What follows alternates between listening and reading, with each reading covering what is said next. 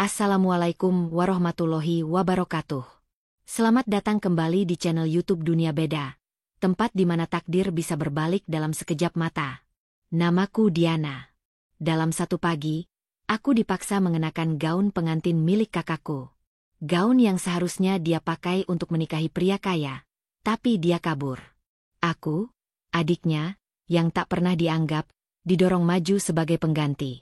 Menikahi seorang pria yang tak kukenal, demi menyelamatkan kehormatan keluarga.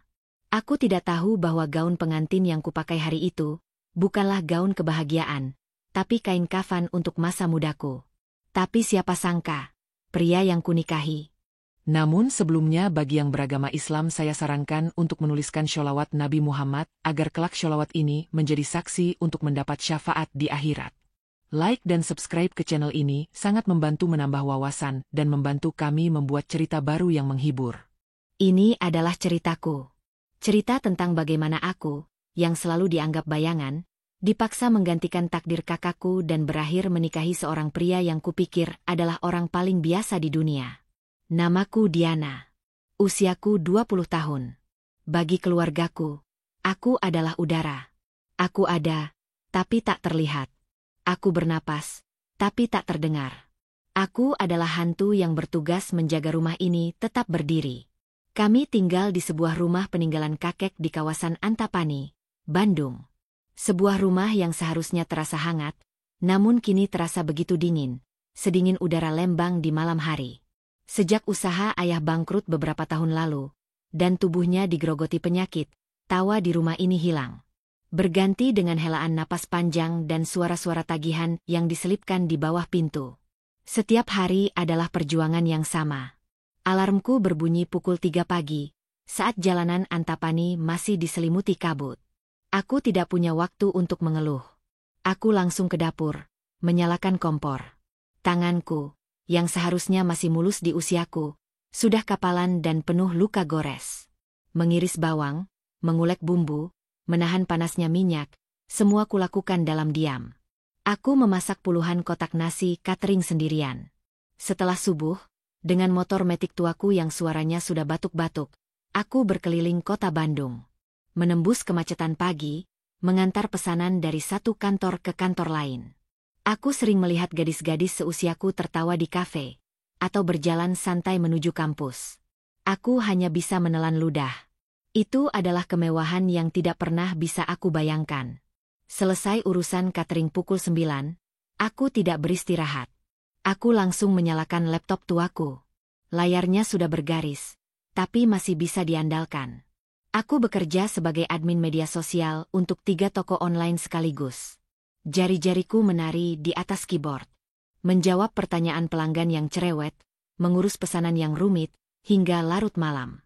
Seringkali aku tertidur di depan laptop, dengan posisi duduk, dan terbangun karena kram di leherku. Semua penghasilanku, setiap rupiahnya, tanpa sisa, aku serahkan pada ibu. Kurang, Diana, katanya suatu sore. Amplop coklat yang kuberikan bahkan tidak dia buka. Dia hanya menimbangnya dengan tangan. Ini bahkan tidak cukup untuk membayar bunga utang ayahmu bulan ini. Penagih utang itu bilang, minggu depan mereka akan menyita rumah ini. Aku hanya bisa menunduk. Dadaku sesak. Ingin rasanya aku berteriak, "Ibu, aku lelah. Aku juga ingin istirahat. Aku juga ingin membeli baju baru." Tapi lidahku keluh. Di rumah ini, keluhanku adalah aib. Lalu, ada dia. Kakakku, Rika. Rika adalah kutub berlawanan dariku. Dia adalah bintang. Aku adalah kegelapan yang membuatnya bersinar. Usianya 22 tahun. Dia cantik, aku tahu itu. Kulitnya putih terawat, rambutnya panjang tergerai. Dia modis, manja, dan tidak pernah memegang sapu. Tugasnya hanya satu. Terlihat cantik dan menyenangkan. Rika ini aset keluarga. Ibu selalu berkata pada tetangga dengan bangga. Lihat saja, dia yang akan mengangkat derajat kita. Jodohnya pasti konglomerat. Saat aku sibuk di dapur dengan baju penuh noda kunyit, Rika sibuk di depan cermin. Mencoba baju baru yang dia beli secara online. Aku tidak tahu dia dapat uang dari mana. Mungkin sisa uang belanja yang kuberikan, atau mungkin dia punya simpanan rahasia. Keuangan kami sudah bukan morat-marit lagi, tapi hancur lebur. Utang ayah menumpuk di mana-mana. Depan rumah kami sudah seperti terminal bagi para penagih utang. Mereka datang silih berganti. Berteriak-teriak, menggedor pagar, melempari teras kami dengan telur busuk. Kami hanya bisa bersembunyi di dalam, mematikan lampu, berpura-pura tidak ada di rumah. Aku malu. Aku lelah. Aku putus asa. Hingga suatu malam, ibu mengumpulkan kami. Ayah duduk di kursinya. Napasnya terdengar berat. Ibu, dengan wajah yang untuk pertama kalinya dalam setahun terlihat bahagia, mengumumkan sebuah solusi. Sebuah keajaiban. Keluarga Hartono. Kalian ingat? Kata ibu, suaranya bergetar. Kolega lama ayahmu. Yang punya yayasan pendidikan dan hotel di mana-mana. Mereka melamar Rika. Aku terkejut. Rika yang sedang bermain ponsel, langsung mengangkat wajahnya. Matanya berbinar. Mereka tidak peduli dengan kondisi kita. Mereka hanya ingin menjalin silaturahmi. Putra mereka, katanya, baru pulang dari luar negeri dan butuh istri yang baik. Dan mereka memilih Rika, lanjut ibu, hampir menangis karena bahagia. Pernikahan ini akan menyelamatkan kita, Diana, bisik ibu kepadaku malam itu, saat aku sedang mencuci piring kotor. Semua utang ayahmu akan lunas. Kita akan pindah dari rumah ini. Rika akan hidup mewah. Kamu tidak perlu lagi banting tulang seperti ini. Kalimat terakhir itu terdengar seperti ejekan di telingaku. Dan aku hanya diminta untuk bekerja lebih keras lagi. Mencari tambahan uang untuk membiayai pesta pernikahan yang katanya akan digelar sederhana, namun tetap saja menelan biaya puluhan juta. Seminggu sebelum hari pernikahan, aku ingat betul kejadian itu. Aku harus mengantar pesanan catering spesial dalam jumlah besar ke salah satu sekolah paling elit di Bandung. Sekolah Bina Bangsa, di kawasan Dago Pakar. Gerbangnya menjulang tinggi seperti istana. Mobil-mobil mewah seharga miliaran rupiah antri di lobi. Aku memarkir motor Matizku yang butut di dekat pos satpam, merasa seperti debu. Tiba-tiba, langit yang tadinya cerah, berubah gelap. Hujan turun begitu deras, seperti ditumpahkan dari langit. Aku panik, mencoba melindungi kotak-kotak catering dengan jaketku yang tipis. Neng, nedu dulu di dalam. Seorang satpam muda berseragam biru tua membukakan pintu posnya. Aku ragu. Masuk ke pos satpam? Tapi dia tersenyum ramah. Nanti basah semua makanannya. Kasihan. Aku akhirnya masuk. Posnya sempit, tapi sangat rapi. Ada aroma kopi yang menenangkan. Dia menyodorkan segelas teh hangat dalam cangkir kertas. Silakan diminum, biar tidak kedinginan, katanya. Suaranya tenang. Aku menatapnya. Dia mungkin seusiaku, atau sedikit lebih tua. Wajahnya bersih, tidak ada yang istimewa, tapi sorot matanya teduh. Sangat kontras dengan tatapan orang-orang yang kutemui setiap hari, yang penuh tuntutan atau hinaan. Saya Bima, katanya, memperkenalkan diri. Diana. Sering antar catering ke sini. Kadang-kadang saja, Pak, kalau ada acara guru. Sekolah ini besar sekali ya. Dia tersenyum kecil. Begitulah dunia orang-orang kaya. Kami terdiam sejenak, hanya suara hujan yang menderu di luar. Anehnya, aku merasa damai. 15 menit di pos satpam itu terasa lebih menenangkan daripada setahun di rumahku sendiri. Terima kasih tehnya, Pak Bima, kataku saat hujan mulai reda. Saya harus pergi.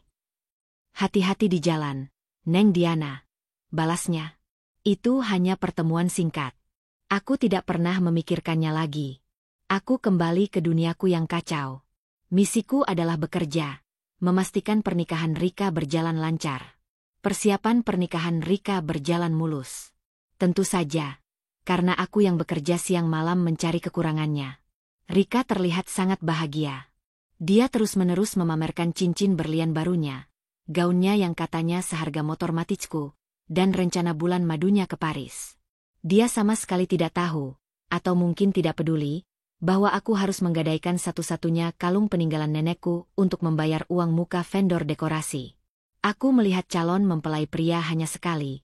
Itu pun dari foto yang ditunjukkan ibu. Fotonya buram, diambil dari jauh. Dia tampak biasa saja, sedang berdiri di depan sebuah gedung. Kata ibu, dia karyawan kepercayaan di perusahaan ayahnya. Yang penting keluarganya Hartono.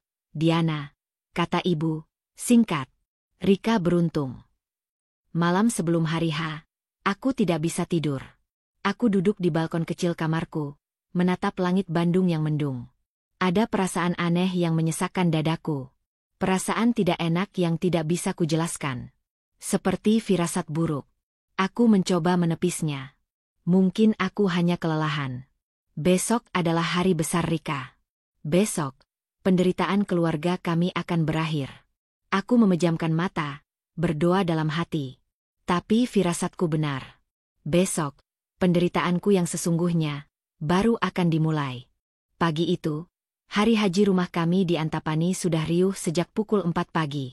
Tim perias pengantin, tim dekorasi, dan catering mahal. Tentu saja bukan catering nasi kotaku, sudah berlalu lalang seperti semut. Aku? Tugasku masih sama.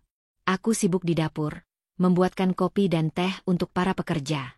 Aku memastikan minuman dan sarapan ringan tersedia. Bahkan di hari pernikahan kakakku, di hari yang katanya akan jadi hari penyelamatan keluarga kami, aku tetaplah pelayan yang tak terlihat. Pukul 6 pagi. 15 menit sebelum Rika dijadwalkan untuk mulai dirias. Diana. Suara ibu melengking dari ruang tengah. Cek kakakmu. Sudah bangun dia? Suruh mandi. Periasnya sudah menunggu. Aku mengelap tanganku yang basah di dasterku yang kusam. Aku berjalan menuju kamar Rika di paviliun depan. Kamar terbaik di rumah ini. Teh Rika. Aku mengetuk pintunya. Teh? Bangun. Sudah ditunggu perias. Hening. Tidak ada jawaban. Aku mengetuk lagi, kali ini lebih keras. Teh. Masih hening. Hanya suara musik dangdut pelan dari tenda di luar. Perasaan tidak enak yang menghantuiku semalam, kini kembali dengan kekuatan penuh. Jantungku mulai berdebar. Aku putar gagang pintunya. Tidak dikunci. Aku mendorong pintu itu perlahan. Teh? Kamar itu rapi. Terlalu rapi. Tempat tidurnya yang besar dan mewah, masih berspray putih bersih. Sama sekali tidak disentuh. Rika tidak tidur di kamarnya semalam. Dan tepat di atas meja riasnya yang penuh dengan kosmetik mahal, di bawah cahaya lampu rias yang menyala terang, tergeletak sebuah amplop putih. Tertulis di depannya, untuk ibu dan ayah. Kakiku lemas. Aku belum sempat menyentuh surat itu ketika pintu kamar didorong kasar dari belakang. Mana Rika? Itu suara ibu. Dan kemudian, dia melihat apa yang aku lihat. Kamar yang kosong. Tempat tidur yang rapi. Dan surat itu. Tidak aak. Jeritan ibu memecah keramaian pagi itu. Itu bukan jeritan bahagia. Itu jeritan kehancuran. Rika. Anak sialan. Rika A. Ibu menerjang maju dan menyambar surat itu. Tangannya gemetar hebat saat membukanya. Ayahku, yang sudah rapi mengenakan beskap berwarna krem, tertatih-tatih masuk dengan wajah pucat. Ada apa, Bu? Ada apa? Tanya ayah. Ibu tidak menjawab. Matanya bergerak liar membaca baris demi baris surat itu. Lalu, dia meremas kertas itu hingga kucel. Dia kabur. Desis ibu, suaranya seperti ular. Anak itu kabur.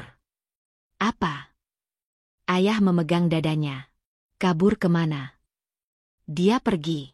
Dia bilang dia tidak mau menikah dengan orang yang tidak dia cintai. Suara ibu mulai naik. Dia bilang dia pergi dengan pacarnya ke luar kota. Dia bilang pacarnya jauh lebih kaya dari keluarga Hartono. Aku terdiam. Pacar? Selama ini Rika punya pacar? Anak tidak tahu diuntung. Ayah meraung, tapi raungannya langsung berubah menjadi batuk yang hebat. Batuk yang kering dan menyakitkan. Ayah. Aku mencoba menahan tubuh ayah yang terhuyung. Air. Rintih ayah. Suasana pagi yang tadinya meriah, dalam 3 menit berubah menjadi neraka. Ibu menangis histeris, memukuli dadanya sendiri. Ayah ambruk di kursi, memegangi dadanya, napasnya tersengal-sengal. Di luar, aku bisa mendengar suara MC yang mulai mencoba mikrofon.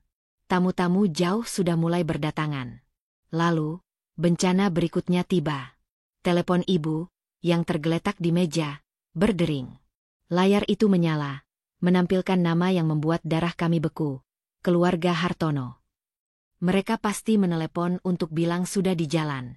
Ibu menatap telepon itu dengan ngeri. Dia menatap ayah yang semakin kesakitan. Dia tidak mengangkatnya. Kita hancur, bisik ibu. Matanya kosong. Kita akan dipermalukan. Rumah ini akan disita hari ini juga. Ayahmu bisa mati. Kita akan jadi gelandangan, Diana. Dia mengulanginya lagi, seperti mantra. Kita hancur. Lalu, di tengah keputusasaan itu, mata ibu yang basah dan memerah, tiba-tiba berhenti bergerak. Tatapannya terkunci. Padaku. Aku, Diana, yang masih memakai daster batik kusam. Aku, yang belum mandi. Aku, yang bau bawang sisa masak kopi tadi pagi. Firasat burukku meledak. Ini bukan firasat lagi. Ini adalah kenyataan. Tidak, bisikku. Kakiku mundur selangkah. Tidak, Bu. Jangan berpikir seperti itu. Ibu berdiri. Langkahnya gontai, tapi tatapannya tajam seperti elang yang menemukan mangsanya. Dia berjalan ke arahku. Dia mencengkeram kedua bahuku. Kukunya yang panjang dan dicat merah, menusuk kulitku. Diana, desisnya. Suaranya dingin dan penuh penekanan. Kamu yang akan menggantikan Rika.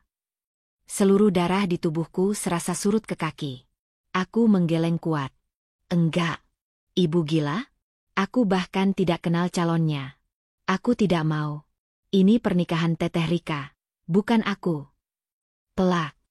Sebuah tamparan keras mendarat di pipiku. Panas dan perih. Ini adalah pertama kalinya seumur hidupku. Ibu memukulku. Kamu bilang tidak mau? Teriaknya. Wajahnya hanya beberapa senti dari wajahku. Ludahnya menyembur. Kamu bilang tidak mau? Lihat ayahmu. Kamu mau dia mati sekarang juga. Ayah di kursi sudah terbatuk hebat. Matanya terpejam menahan sakit. Kamu mau kita jadi gelandangan hari ini juga. Ibu mengguncang-guncang tubuhku. Keluarga Hartono bukan orang sembarangan. Kalau mereka marah karena kita menipu mereka, kita habis. Diana. Habis. Mereka bisa memenjarakan kita. Tapi Bu, ini hidupku. Ini pernikahanku. Aku mencoba melawan, air mataku sudah mengalir deras. Aku tidak peduli lagi dengan rasa perih di pipiku. Tiba-tiba, ibu berubah. Cengkeramannya lepas. Wajah marahnya hilang. Detik berikutnya, dia jatuh bersimpuh di kakiku. Ibuku. Bersujud di kakiku yang kotor. Dia memeluk kedua kakiku erat-erat. Diana, anakku. Isaknya, kali ini terdengar begitu pilu, begitu menyedihkan. Ibu mohon, nak. Kali ini saja. Hanya kamu harapan ibu. Dia mendongak, air mata dan ingusnya bercampur, membasahi dasterku. Selamatkan ayahmu, nak. Selamatkan muka keluarga kita. Selamatkan rumah kita. Anggap saja ini baktimu yang terakhir untuk ibu dan ayah. Anggap saja kamu membalas air susu ibu selama ini. Ibu mohon, Diana. Aku terpaku. Ini adalah manipulasi paling kejam yang pernah aku rasakan. Dia tidak sedang memintaku. Dia sedang memerasku. Dia menggunakan nyawa ayahku dan rasa baktiku sebagai taruhan. Aku menatap ayahku yang kesulitan bernapas. Aku menatap ibuku yang bersujud di kakiku. Aku mendengar suara tawa tamu yang mulai ramai di luar. Aku mati rasa. Aku kalah. Aku tidak punya pilihan. Aku tidak pernah punya pilihan. Baik, kataku. Suaraku terdengar asing. Datar, hampa, dan mati. Aku akan melakukannya. Seketika, ibu langsung berdiri. Wajah sedihnya lenyap, digantikan oleh kelegaan yang dingin dan tergesa-gesa.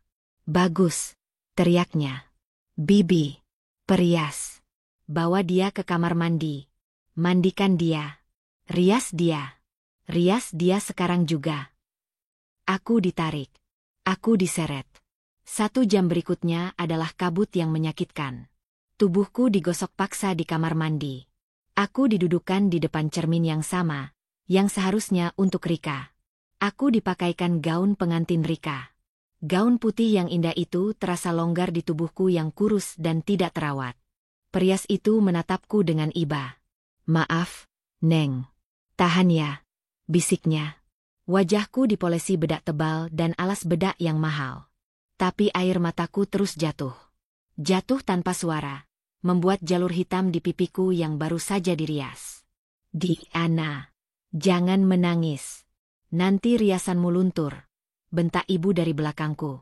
Perias itu menghela napas, dan menambal riasanku lagi. Lagi, dan lagi. Aku melihat pantulanku di cermin. Itu bukan aku. Itu adalah boneka. Boneka pajangan yang rusak, dengan mata yang mati dan kosong. Hari ini, aku akan menikah. Menikah dengan pria asing.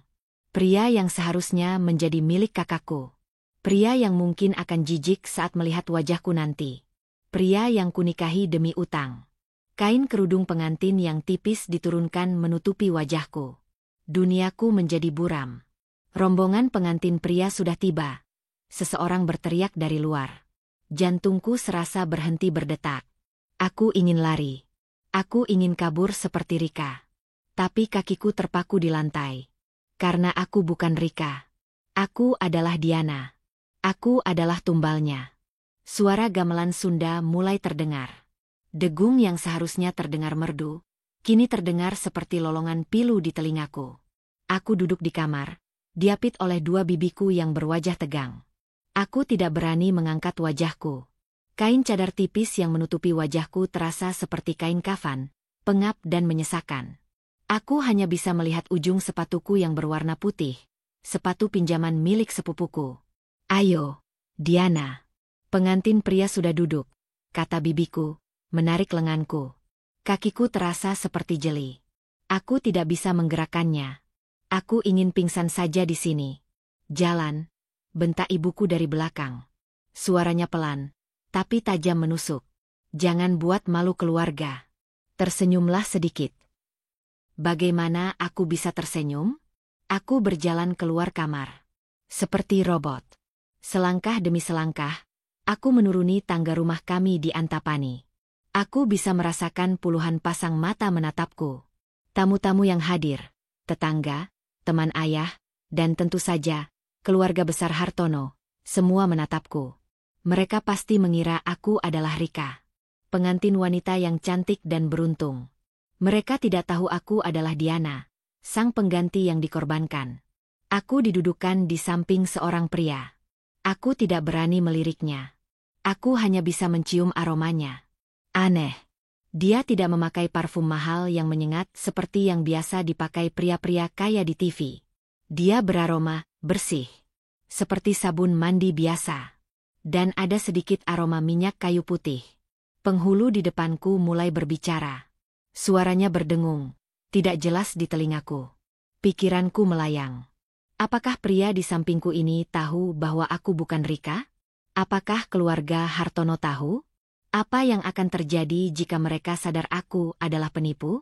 "Sudah siap, saudara mempelai pria?" tanya penghulu. Aku mendengar dehaman pelan dari sampingku. Suara dehaman seorang pria. Lalu, aku mendengar dia mengucapkan ijab kabul. Suaranya tenang, berat, jelas, dan sangat stabil. "Saya terima nikah dan kawinnya, Diana binti Rahman." "Tunggu." Dia menyebut namaku. Diana. Bukan Rika. Jantungku serasa diremas. Jadi, mereka tahu? Ibu sudah memberitahu mereka? Kapan? Jadi ini bukan penipuan? Ini adalah kesepakatan? Aku dijual. Keluargaku sudah menjualku kepada keluarga Hartono untuk menggantikan Rika. Sah. Sah. Alhamdulillah. Air mataku menerobos lagi. Bukan air mata haru. Ini air mata kemarahan. Air mata karena merasa terhina. Jadi aku memang tidak lebih dari barang dagangan? Silakan, pengantin wanita, cium tangan suaminya, kata penghulu. Tanganku ditarik oleh bibiku. Sebuah tangan yang kokoh dan sedikit kasar terjulur di depanku. Dengan gemetar, aku meraih tangan itu. Hangat. Aku mencium punggung tangannya. Sekarang pengantin pria, boleh dibuka cadar istrinya dan dipakaikan cincinnya, kata MC. Inilah saatnya. Aku akan melihat wajahnya. Pria yang sudah sah menjadi suamiku. Pria yang baru saja membeliku dari keluargaku. Aku memejamkan mata erat-erat di balik cadar. Aku tidak sanggup melihatnya. Aku takut. Aku takut dia tua, jelek, atau menatapku dengan tatapan menghina. Aku merasakan tangan kasarnya menyentuh lembut cadar di wajahku. Perlahan, dia mengangkatnya. Udara dingin ruangan ber-AC langsung menerpa wajahku yang basah oleh air mata. Aku membuka mataku perlahan. Dan dunia serasa berhenti berputar. Pria di depanku. Pria yang menatapku dengan sorot mata yang aku kenal. Sorot mata yang teduh. Pria yang tersenyum tipis padaku. Dia adalah Bima. Bima, si satpam sekolah di Dago Pakar. Bima, si satpam yang memberiku teh hangat di pos jaga seminggu yang lalu. Aku membeku. Ini pasti mimpi buruk. Ini tidak mungkin nyata. Aku pasti sudah gila. Bagaimana bisa? Satpam? Keluarga Hartono? Konglomerat? Aku menoleh cepat ke arah ibuku, mencari jawaban. Ibuku, yang berdiri di samping pelaminan, wajahnya tidak menunjukkan kebahagiaan. Wajahnya pucat pasi. Lebih pucat daripada saat dia tahu Rika kabur. Dia menatap Bima dengan tatapan ngeri. Lalu dia menatapku. Lalu dia melihat ke arah ayahku, yang juga sama bingungnya. Tiba-tiba, matanya berputar ke atas. Dan tubuh ibuku ambruk ke lantai. Ibu. Ya Allah, ibu pingsan. Semua orang panik. Acara yang seharusnya menjadi momen bahagia pembukaan cadar, berubah menjadi kekacauan total. Para tamu berkerumun. Bibiku berteriak-teriak mencari minyak angin. Ayahku memegangi dadanya lagi. Syok. Di tengah semua kekacauan itu, aku dan Bima, kami berdua, sang pengantin baru, hanya berdiri terpaku di depan meja akad. Dia menatapku dengan tatapan yang sulit kuartikan. Pikiranku berputar kencang. Apa yang sebenarnya terjadi? Ibu mengira aku akan menikah dengan putra konglomerat. Tapi pria di depanku adalah seorang satpam. Ibuku pingsan. Dia syok. Itu artinya, ibuku juga tidak tahu? Jadi, Rika kabur karena dia pikir dia akan dinikahkan dengan seorang satpam? Bukan. Tidak mungkin. Ibu bilang Rika kabur dengan pacarnya yang lebih kaya. Atau Rika tahu sesuatu yang kami tidak tahu? Tapi jika Bima adalah satpam, lalu di mana keluarga Hartono yang kaya raya itu? Di mana putra mereka? Kenapa Bima yang ada di sini, mengucapkan ijab kabul, dan memakai baju pengantin yang mewah ini? Aku menatap Bima lagi. Dia menatapku dengan tenang. Kamu tidak apa-apa, Diana? Tanyanya lembut. Suara itu. Suara yang sama di pos satpam. Kepalaku pusing.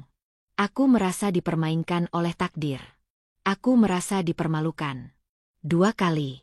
Pertama, aku dipaksa menikah. Kedua, aku dinikahkan dengan seorang satpam sekolah. Semua tamu berbisik-bisik. Aku bisa mendengarnya. Loh, itu kan Bima? Satpam di sekolah Bina Bangsa, kan?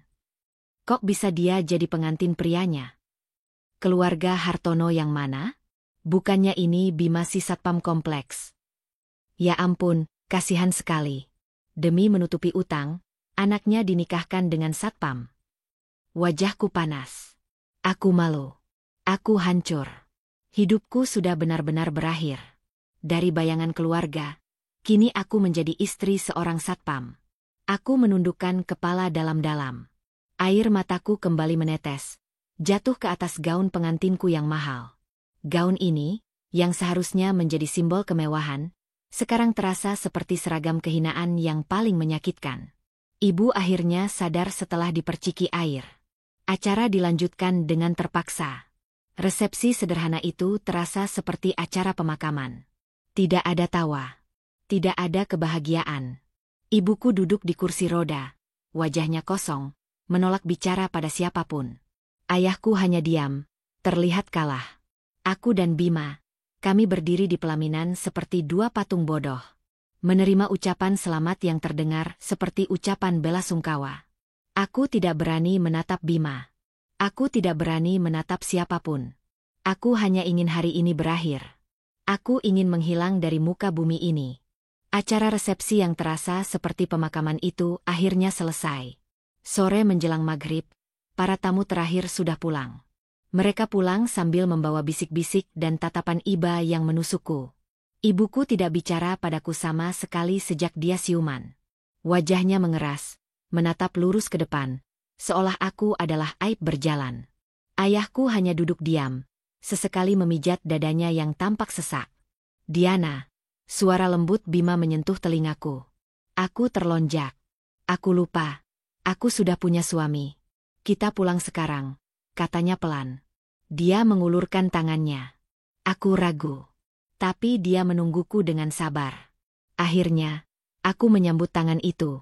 Kasar, tapi hangat. Kami berjalan keluar dari rumahku. Rumah yang sudah bukan rumahku lagi. Tidak ada mobil pengantin mewah yang menunggu. Tidak ada Alphard atau Mercedes-Benz seperti yang kubayangkan akan menjemput Rika. Yang menunggu di depan gang adalah sebuah mobil Avanza hitam biasa. Mobil pesanan online. Hatiku mencelos lagi. Jadi benar. Dia memang hanya seorang satpam. Keluarga Hartono yang kaya raya itu entah ada di mana. Ibuku bahkan tidak mengantarku ke pintu. Perjalanan terasa sangat panjang dan canggung. Aku hanya menatap keluar jendela. Jalanan Antapani yang ramai, berganti menjadi jalan Dago yang menanjak, lalu mobil berbelok ke arah yang tidak aku kenali. Bukan ke arah Dago Pakar yang elit. Mobil ini masuk ke sebuah kawasan padat penduduk di daerah Geger Kalong. Masuk ke ganggang sempit yang hanya muat satu mobil. Jantungku semakin tenggelam. Kami akan tinggal di sini? Mobil berhenti di depan sebuah gang yang lebih sempit lagi. Kita sampai, kata Bima. Dia membayari supir taksi online itu, lalu mengambil 2 koper dari bagasi. 1 koperku yang butut, dan 1 tas besar miliknya.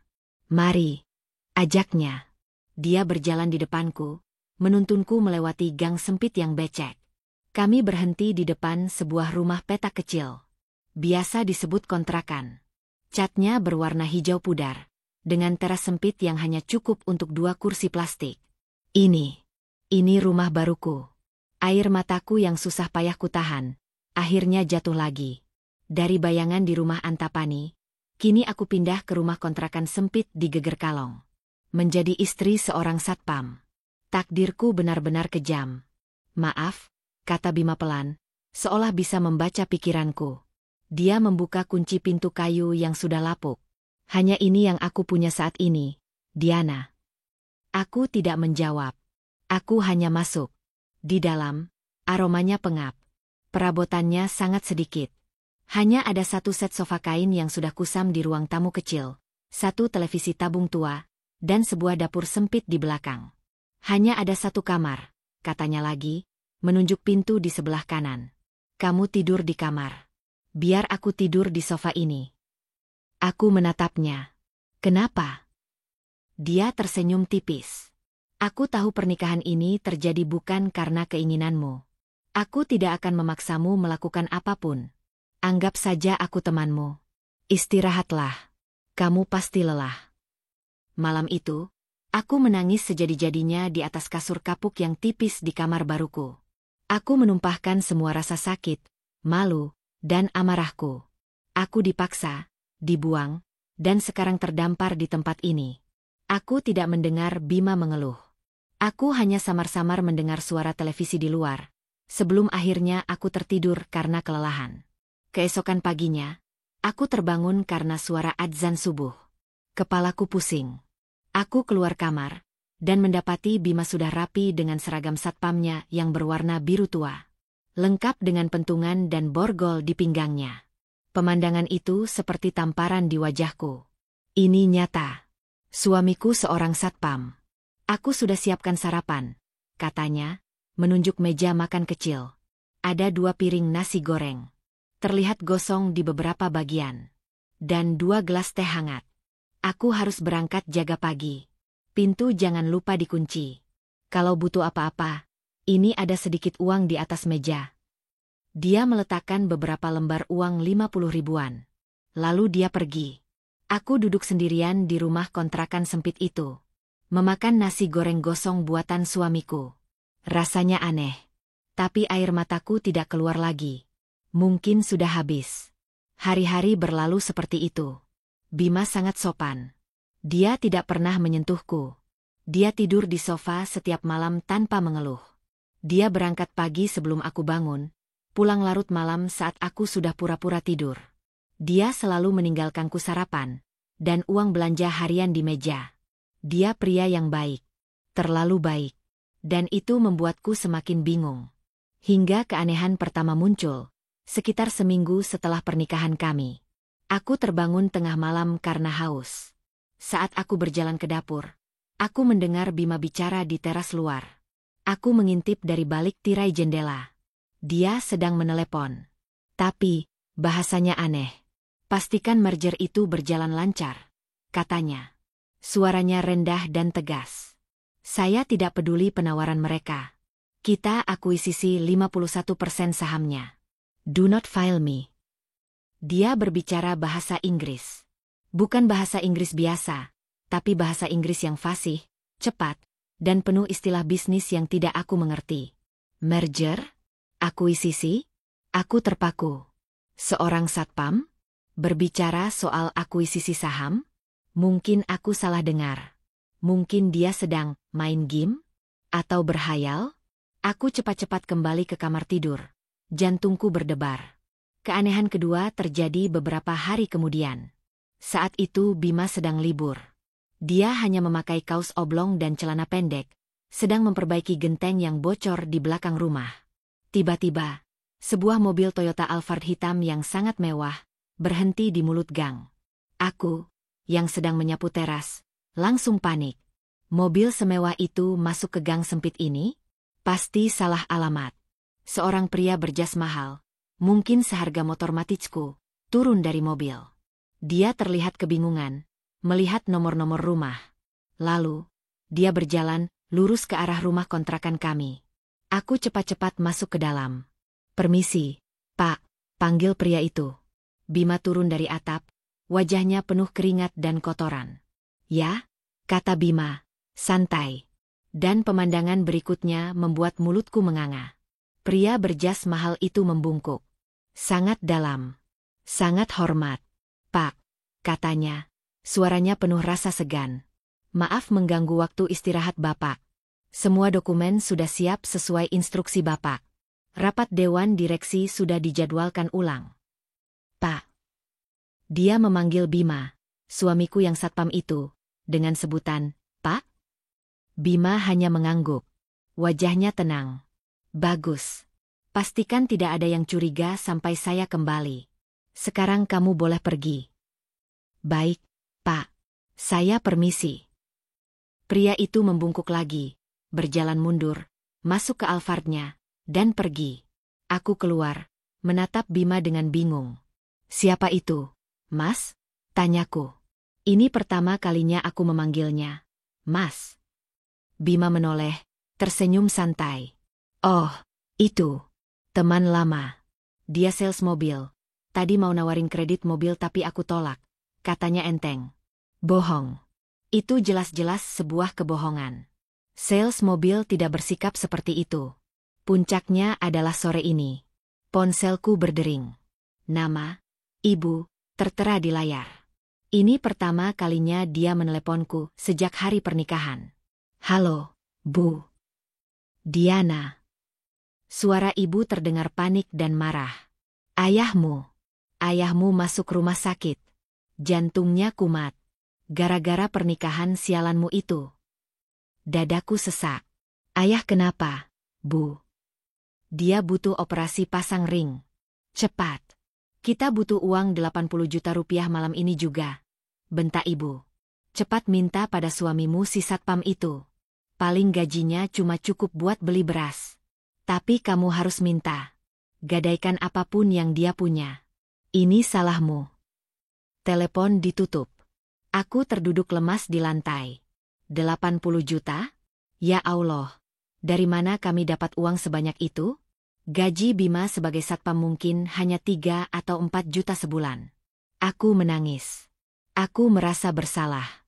Ini semua karena aku. Saat Bima pulang malam itu, masih dengan seragam satpamnya, aku menceritakan semuanya sambil terisak. Aku sudah siap dia akan marah, atau panik, atau bilang dia tidak punya uang. Tapi Bima hanya diam. Dia mendengarkanku dengan tenang. Setelah aku selesai bicara, dia menghela napas. Di rumah sakit mana ayahmu dirawat? Tanyanya. Rumah sakit Santosa, di Kebon Jati. Jawabku lirih. Dia mengangguk. Kamu tenang saja. Aku urus.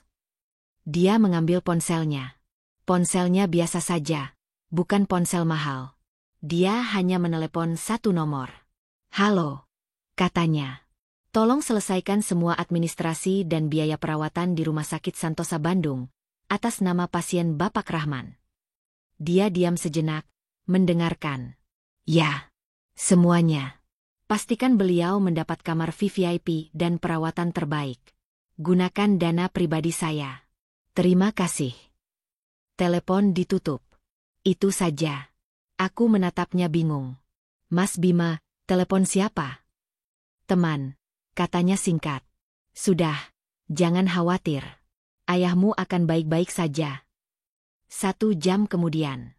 Ponselku berdering lagi. Ibuku. Aku mengangkatnya dengan gemetar.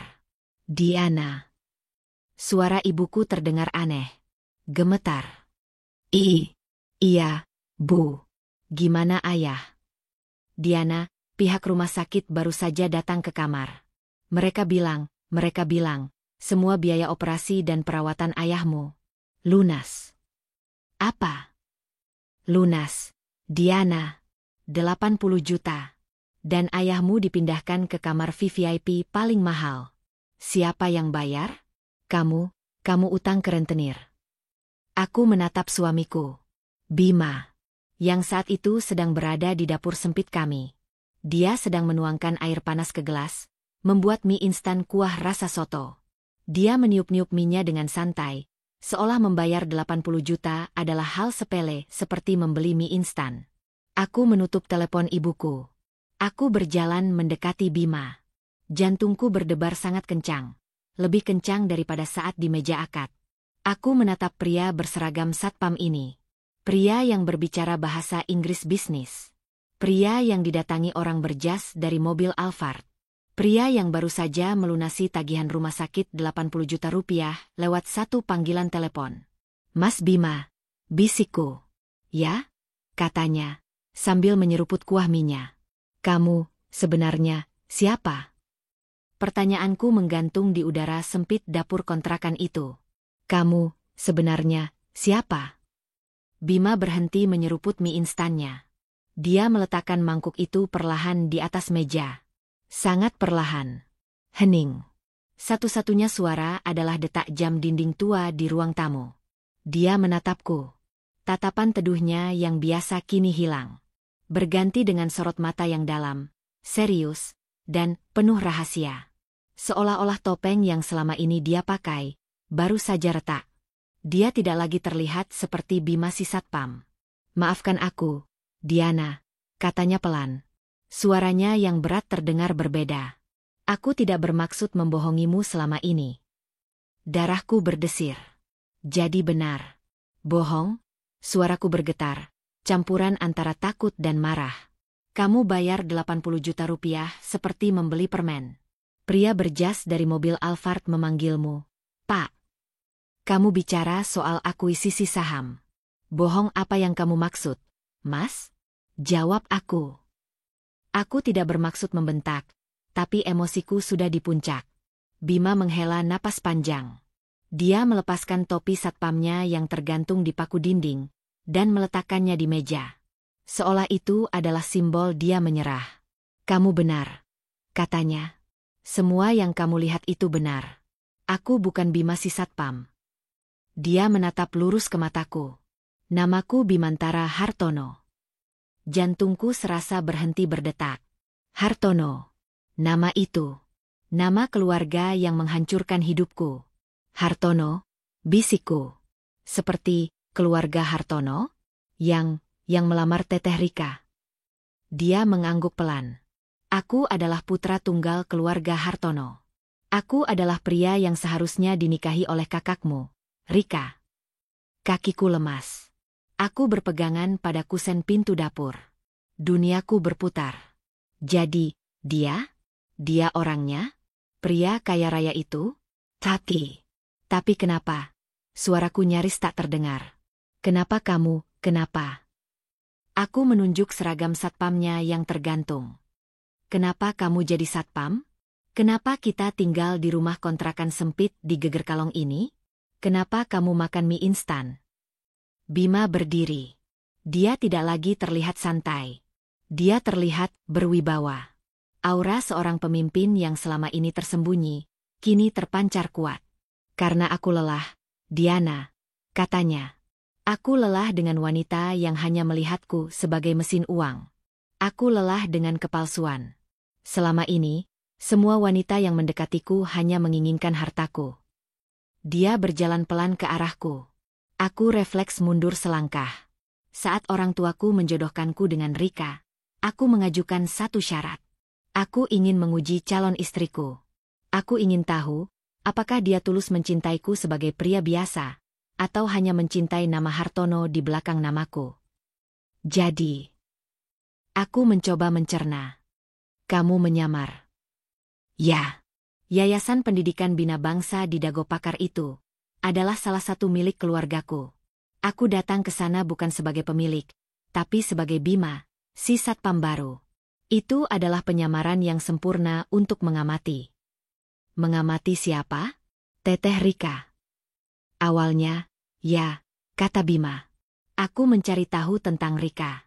Dan dalam sehari, aku tahu dia bukan wanita yang tepat. Dia sombong, materialistis, dan selalu merendahkan karyawan di sana. Lalu, matanya melembut. Dan saat itulah, aku melihatmu. Aku membeku. Melihatku. Ya, minggu lalu. Saat kamu mengantar catering. Kamu kehujanan. Kamu berteduh di pos satpamku. Aku ingat. Teh hangat itu. Kamu ingat. Aku tidak pernah melupakannya, Diana. Katanya. Aku sudah memperhatikanmu berbulan-bulan sebelumnya. Aku sering melihatmu datang dengan motor metik tuamu, bekerja keras, mengantar pesanan. Wajahmu selalu terlihat lelah tapi kamu tidak pernah mengeluh. Kamu sopan pada semua orang. Termasuk padaku, seorang satpam. Saat kamu berteduh di posku hari itu, aku memberimu teh hangat.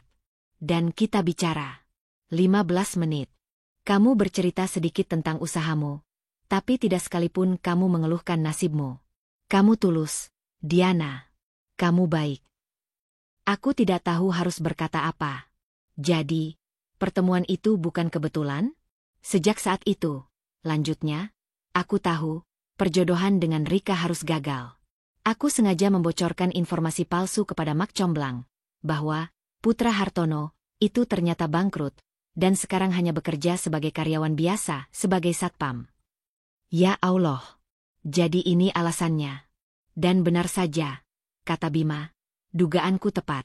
Rika, yang mendengar calon suaminya miskin, langsung merencanakan kabur dengan pacar rahasianya. Dia gagal dalam ujianku. Jadi, di hari pernikahan itu, kamu sudah tahu Teteh Rika akan kabur. Aku tahu dia akan kabur. Tapi aku bersumpah, Diana, aku tidak tahu apa rencana cadangan keluargamu. Aku tidak tahu mereka akan memaksamu, katanya, suaranya terdengar tulus. Saat aku duduk di meja akad, lanjutnya, aku sama tegangnya denganmu. Aku tidak tahu siapa yang akan keluar dari kamar. Aku takut keluargamu akan membatalkan semuanya dan membuat kekacauan. Lalu, aku melihatmu. Kamu berjalan ke arahku, memakai gaun itu, wajahmu tertutup cadar. Bima tersenyum tipis. Dan hatiku, sejujurnya, terasa lega. Lega? Ulangku, bingung. Ya, lega. Karena takdir ternyata mengirimkan wanita yang tepat. Bukan Rika yang palsu, tapi Diana. Wanita yang aku temui di pos satpam. Wanita yang tulus dan pekerja keras. Dia menatapku dalam-dalam. Itulah kenapa, saat ijab kabul, aku dengan sadar dan sengaja menyebut namamu, Diana binti Rahman. Bukan Rika. Aku terhuyung. Jadi, dia tahu? Dia sadar? Ibuku pingsan bukan hanya karena mengira dia satpam. Ibuku pingsan karena dia sadar. Aku, si anak buangan, menikah dengan putra Hartono yang asli. Rencana Rika dan ibu gagal total. Tapi takdir memutarnya untukku. Rumah kontrakan ini, seragam ini, mie instan ini.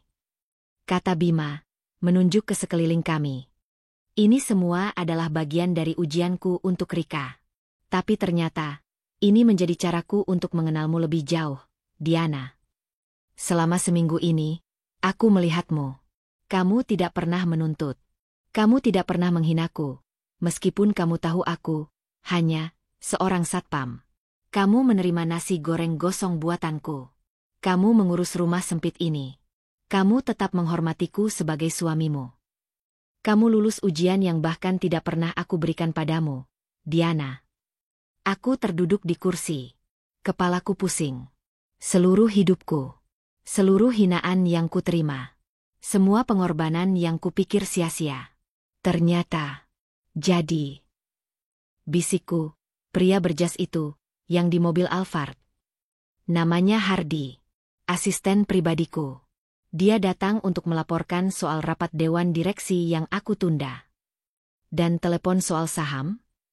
Aku sedang dalam proses akuisisi sebuah perusahaan teknologi.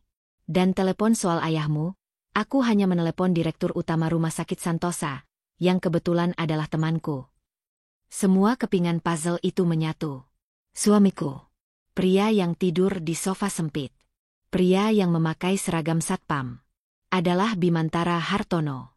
Seorang konglomerat. Pemilik sekolah tempat dia jaga.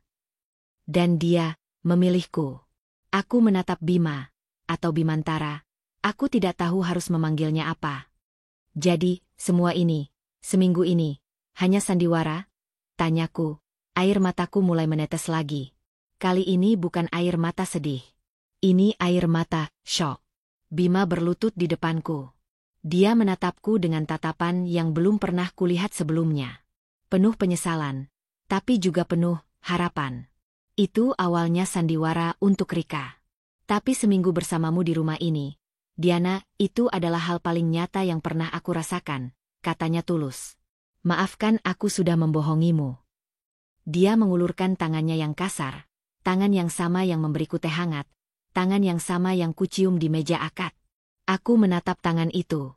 Duniaku telah jungkir balik. Pria yang kupikir adalah nasib terburukku, ternyata adalah takdir terbaikku. Aku masih terduduk kaku di kursi dapur kontrakan yang reot.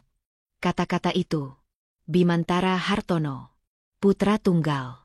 Konglomerat. Semua bergema di kepalaku, bercampur dengan suara mie instan yang diseruput suamiku. Suamiku, yang ternyata seorang miliarder. Aku menatap tanganku sendiri. Tangan yang kapalan karena mengulek bumbu dan memegang pisau. Tangan yang kotor karena bekerja serabutan. Aku membandingkannya dengan wajah Bima yang bersih, yang kini menatapku dengan tatapan lembut. Aku tidak tahu harus bilang apa, bisikku. Aku merasa seperti orang bodoh. Bima berlutut di depanku. Dia mengambil tanganku yang gemetar. Tangan yang kasar. Dia tidak jijik. Sebaliknya, dia menggenggamnya erat.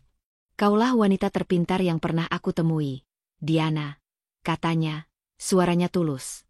Kamu pintar karena kamu tulus. Kamu pintar karena kamu berbakti. Kamu pintar karena kamu bisa melihat kebaikan dalam diri, Bima si satpam, padahal kakakmu, Rika, hanya melihat seragamnya yang miskin. Dia mengecup punggung tanganku. Tangan kapalan ini. Jangan pernah merasa bodoh. Aku yang seharusnya berterima kasih. Kamu menyelamatkanku dari kehidupan yang penuh kepalsuan. Air mataku jatuh lagi. Tapi kali ini, rasanya berbeda. Rasanya hangat. Dia menghapus air mataku dengan ibu jarinya. Sandiwara ini selesai, Diana, katanya sambil berdiri. Sudah waktunya kita pulang. Pulang? Tanyaku bingung. Ini kan rumah kita. Bima tersenyum kecil. Ini rumah, Bima si Satpam. Rumah, Bimantara Hartono, sedang menunggumu. Menunggu nyonya rumahnya. Dia mengambil ponselnya lagi. Kali ini, dia tidak bersembunyi. Hardi, katanya. Jemput saya dan nyonya Diana di Geger Kalong sekarang. Bawa mobil yang paling nyaman. Kita pulang. Dia berhenti sejenak, lalu melirikku. Dan Hardi, siapkan penyambutan untuk istri saya. Dia lelah. Nyonya Diana, bisikku. Mulai sekarang, biasakan dirimu, katanya, matanya bersinar geli. 20 menit kemudian. Suara mesin mobil yang halus terdengar berhenti di mulut gang. Jauh lebih halus dari suara taksi online kemarin. Aku mengintip dari jendela. Mobil Alphard hitam itu lagi. Mengkilap di bawah lampu jalanan gang yang remang-remang. Hardi, pria berjas mahal itu, keluar dengan sigap. Ayo, ajak Bima. Dia tidak membiarkanku membawa apa-apa. Dia hanya merangkul bahuku dengan lembut, dan membawaku keluar dari rumah kontrakan itu. Saat kami keluar dari gang, pemandangan itu membuatku tertegun. Hardi tidak berdiri tegak seperti terakhir kali. Saat dia melihatku berjalan di samping Bima, dia langsung membungkuk hormat. Sangat dalam. Selamat malam, Tuan Bimantara. Selamat malam, Nyonya Diana, katanya dengan suara mantap. Dia bergegas membukakan pintu belakang mobil yang berat itu. Silakan, Nyonya. Nyonya. Aku gemetar saat melangkah masuk. Interior mobil ini beraroma kulit mahal. Empuk dan mewah. Sangat kontras dengan motor Matichku. Sangat kontras dengan angkot yang biasa aku naiki. Bima duduk di sampingku. Mobil melaju dengan mulus, meninggalkan gang sempit dan rumah kontrakan hijau pudar itu di belakang kami. Kita mau kemana, Mas? Tanyaku pelan. Ke rumah kita, jawabnya. Kami kembali ke rute yang aku kenal. Ke Dago. Kami melewati gerbang kompleks Dago Pakar. Aku pikir kami akan berhenti di salah satu rumah mewah di sana. Tapi tidak. Mobil terus menanjak. Melewati sekolah bina bangsa, tempat Bima pernah jaga. Melewati deretan rumah mewah. Mobil terus naik ke area yang lebih tinggi, lebih sepi, lebih eksklusif. Akhirnya, kami berhenti di depan sebuah gerbang hitam raksasa yang tingginya mungkin 5 meter. Gerbang itu tidak terlihat seperti gerbang rumah, tapi gerbang benteng. Gerbang itu terbuka secara otomatis tanpa suara. Mobil kami masuk. Dan aku menahan napas. Ini bukan rumah. Ini istana. Sebuah bangunan modern megah berdiri di puncak bukit. Dindingnya didominasi kaca, dan dari dalamnya memancar cahaya lampu yang hangat. Bangunan itu menghadap langsung ke bawah, ke hamparan jutaan lampu kota Bandung yang berkelip seperti permadani bintang. Pemandangannya. Ya Allah. Hardi membukakan pintu untukku. Bima mengulurkan tangannya. Selamat datang di rumah, Diana. Aku berjalan di atas lantai marmer yang dingin dan mengkilap. Ruang tamunya saja mungkin lebih besar dari seluruh rumahku di Antapani. Ada sebuah kolam renang tanpa batas di sisi luar, seolah menyatu dengan langit malam. Beberapa pelayan berseragam rapi berdiri berjajar dan menunduk hormat saat kami lewat. Selamat malam, Tuan. Selamat malam, Nyonya. Sapa mereka serempak. Bima menuntunku menaiki tangga spiral yang indah, menuju kamar utama. Kamar itu, aku tidak punya kata-kata untuk menggambarkannya. Tempat tidurnya begitu besar. Dan seluruh dindingnya terbuat dari kaca, menghadap langsung ke pemandangan kota Bandung. Bima membuka sebuah pintu geser. Sebuah ruangan lemari. Walk-in closet. Tapi ini bukan lemari. Ini seperti butik. Penuh dengan pakaian, tas, sepatu, dan perhiasan. Semua baru. Semua tertata rapi. Ini semua milikmu, kata Bima pelan. Aku sudah menyiapkannya sejak aku memutuskan akan menikahimu. Aku berbalik. kamu sudah menyiapkan semua ini? Bahkan sebelum kamu tahu aku yang akan menikahimu. Aku menyiapkannya untuk istriku, katanya. Dan aku berdoa, semoga istriku adalah wanita yang pantas mendapatkannya. Wanita seperti kamu. Aku sudah meminta asistenku mencari tahu ukuran bajumu dari foto-fotomu saat mengantar catering. Aku terhuyung. Aku duduk di tepi tempat tidur yang empuk. Aku merasa seperti di dalam dongeng. Aku tidak pantas. Mas, bisikku, air mataku menggenang lagi. Aku hanya Diana. Aku bau bawang. Tanganku kapalan. Aku tidak tahu cara memakai baju-baju mahal ini. Aku tidak tahu cara bicara dengan pelayan. Bima duduk di sampingku. Dia tidak tertawa. Dia menatapku dengan sangat serius. Dia mengangkat tanganku yang kasar. Diana, katanya tegas. Dengar. Aku tidak menikahi seorang putri raja. Aku tidak menikahi seorang model. Aku menikahi Diana. Aku menikahi tangan kapalan ini. Aku menikahi kerja kerasmu. Aku menikahi hatimu yang tulus. Dia menatap lurus ke mataku. Rumah ini, mobil ini, semua pakaian ini. Katanya, ini semua hanya bonus. Ini semua tidak ada artinya. Kamulah intinya. Kamulah nyonya di rumah ini. Bukan karena kamu bisa berdandan, tapi karena kamu punya hati yang pantas untuk memimpin rumah ini. Dia memelukku erat. Untuk pertama kalinya dalam hidupku, aku merasa aman. Aku merasa berharga. Aku membalas pelukannya, menangis di bahu suamiku. Suamiku, Bimantara Hartono. Saat aku sudah lebih tenang, dan sedang meminum teh hangat yang disajikan pelayan, ponselku yang layarnya sudah retak, berdering. Ponsel butut itu terlihat sangat konyol di atas meja marmer yang mewah ini. Aku melihat layarnya. Ibu. Aku menatap Bima. Dia mengangguk. Angkat saja. Aku menarik napas panjang, lalu mengangkatnya. Halo, Bu. Diana. Suara ibu di seberang terdengar berbeda. Bukan marah. Bukan menghina. Tapi ragu. Dan sedikit takut. Ayahmu, Nak, alhamdulillah, operasinya lancar. Besok sudah boleh pulang. Terima kasih, ya. Ini pertama kalinya ibu berterima kasih padaku. Iya, Bu. Alhamdulillah, jawabku. Suaraku kini terdengar tenang. Aneh. Aku tidak lagi merasa takut pada ibuku. Kami sekeluarga mau berterima kasih sama suamimu. Diana, lanjut ibu. Kami mau minta maaf atas kejadian di hari pernikahan. Ibu salah. Aku terdiam. Lalu ibu melanjutkan dengan suara pelan. Rika juga sudah pulang. Nak, tadi siang dia diantar taksi. Dia dicampakkan pacarnya di Jakarta. Uangnya habis. Dia menyesal. Hatiku tidak merasakan apa-apa. Tidak kasihan, tidak juga senang. Hanya datar. Diana. Ibu sudah masak banyak. Ada rendang, ada opor. Besok kami boleh, ya? Besok siang kami ke kontrakanmu? Sekalian silaturahmi, bawa makanan. Minta maaf secara langsung sama Bima. Kontrakan. Mereka akan datang ke kontrakan. Aku melirik Bima. Dia sedang menatapku.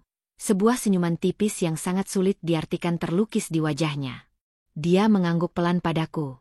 Aku menarik napas. Aku sudah tahu apa yang harus kulakukan. Iya, Bu, kataku. Suaraku mantap dan jelas. Datang saja besok siang. Nanti aku kirim alamatnya. Bukan alamat kontrakan di Geger Kalong.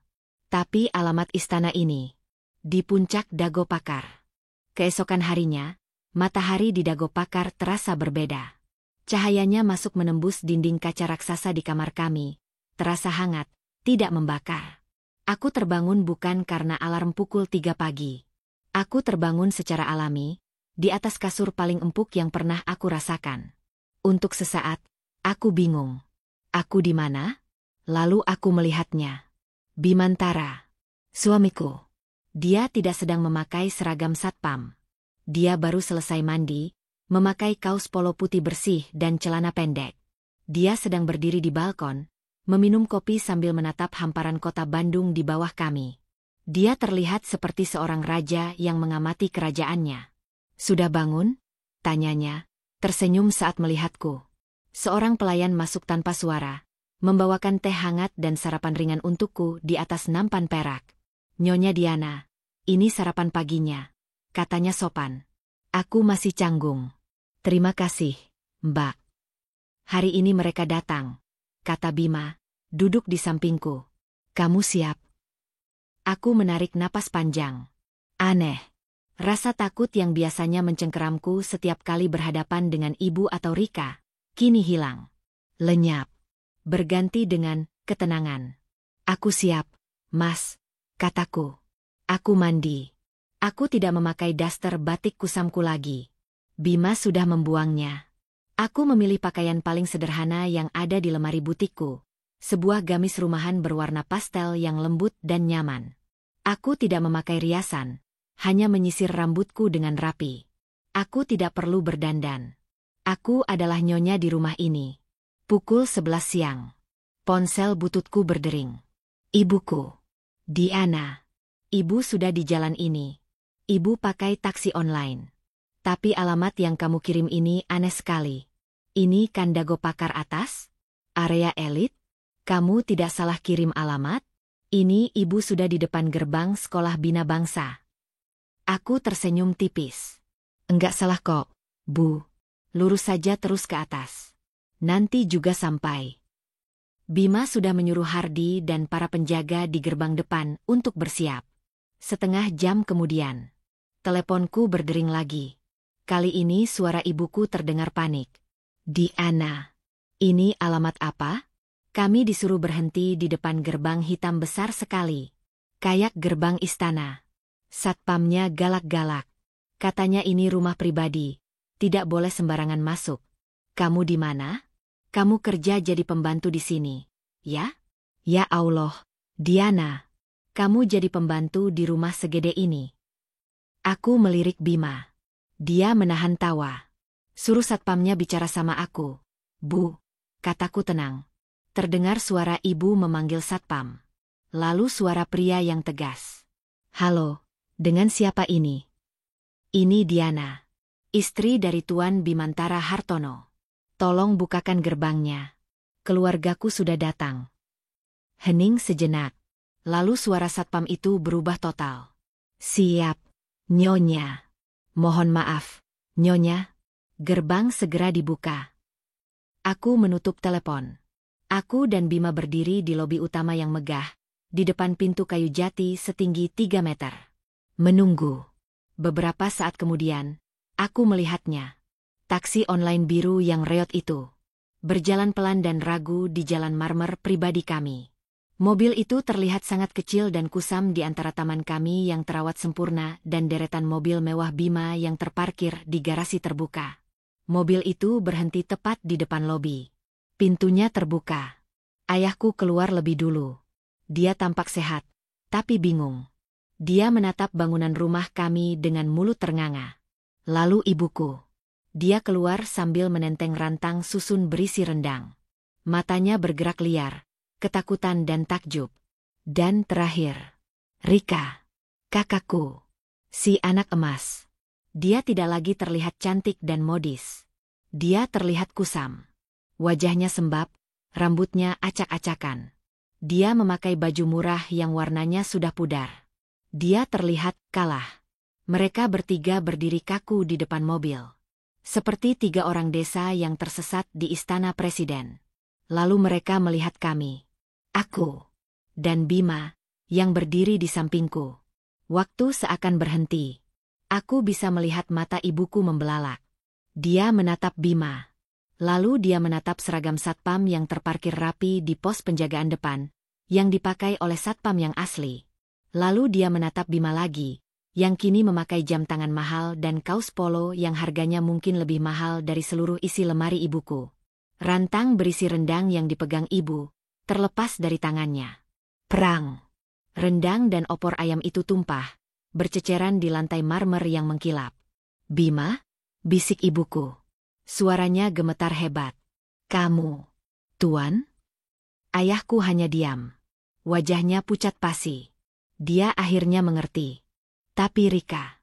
Mata Rika tertuju lurus pada Bima. Wajahnya yang tadi kusam, kini berubah menjadi merah padam, lalu pucat, lalu kembali merah. Dia adalah orang pertama yang menyambungkan semuanya. Dia ingat. Bima si satpam. Pria yang dia hina. Pria yang dia anggap miskin. Pria yang membuatnya kabur. Jadi kamu? Teriak Rika. Suaranya melengking, memecah keheningan Dago Pakar. Kamu putra Hartono yang asli. Bimantara tidak menjawab. Dia hanya mengeratkan rangkulannya di bahuku. Sebuah gestur perlindungan. Tidak Aak. Rika menjerit. Jeritan yang lebih histeris dari ibuku di hari pernikahan. Harusnya aku yang berdiri di sana. Itu rumahku. Itu gaunku. Itu suamiku. Dia berlari, mencoba menerjangku. Tapi Hardi dan dua penjaga lain sudah bergerak cepat, menahannya. Teh Rika, sadar, kataku. Suaraku tenang, tapi menggema di lobi yang luas. Kamu, dasar ular. Rika meronta-ronta dalam pegangan penjaga. Kamu merebut semuanya dariku. Itu milikku. Milikmu. Suara Bima terdengar. Dingin, datar, dan penuh wibawa. Tidak ada yang menjadi milikmu, Rika. Karena kamu membuangnya. Kamu gagal dalam ujian. Ujian apa? Isak Rika. Ujian ketulusan, kata Bima.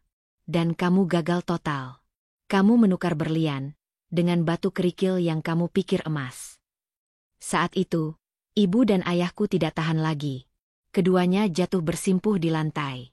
Di tengah tumpahan rendang. Tuan Bimantara. Isak ibuku. Kali ini dia tidak pingsan. Dia sadar sepenuhnya.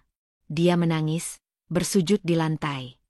Maafkan kami, Tuan. Ampuni keluarga kami. Ayahku hanya menunduk dalam, bahunya terguncang. Diana, anakku. Ibuku merangkak, mencoba memegang kakiku. Maafkan ibu, nak. Maafkan ibu. Ibu salah. Ibu sudah membuang kamu. Maafkan. Ini dia. Momen yang kutunggu. Tapi melihat mereka seperti ini, hatiku tidak merasakan kemenangan. Yang kurasakan hanya iba. Aku melepaskan rangkulan Bima. Aku berjalan ke depan. Aku berjongkok di depan ibuku. Di depan tumpahan rendang yang seharusnya menjadi makanan istimewa itu. Aku menyentuh bahu ibuku. Berdirilah, Bu. Jangan bersujud. Seburuk apapun ibu tetap ibuku. Aku menatap ayahku. Ayah juga, berdirilah. Ayah baru sembuh.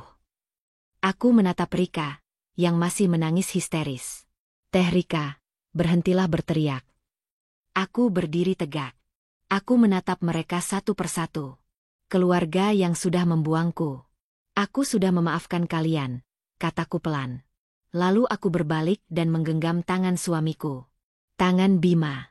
Terima kasih sudah datang, Bu, Ayah, Teh Rika.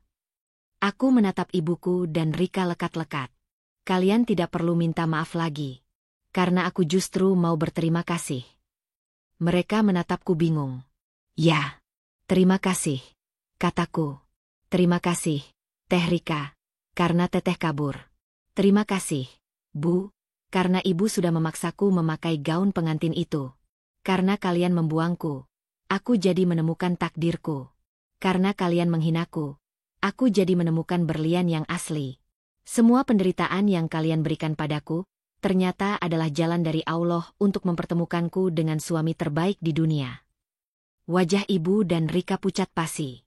Kata-kataku, yang kuucapkan dengan lembut, terasa lebih menusuk daripada tamparan. Bima merangkul bahuku.